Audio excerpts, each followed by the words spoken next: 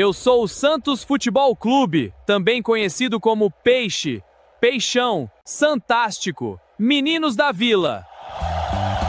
Alvinegro da Vila Belmiro, Alvinegro Praiano, Sele Santos Leão do Mar e Santos de Pelé, o maior de todos! Tenho 22 títulos do Campeonato Paulista, 5 torneios Rio-São Paulo, uma Copa do Brasil, 8 Brasileiros! Sou o único pentacampeão brasileiro, foram 5 títulos em sequência, de 1961 até 1965. Tenho também um título Copa Comembol, uma Recopa Sul-Americana, 3 da Copa Libertadores da América, uma Recopa Intercontinental, 2 Copas Intercontinental.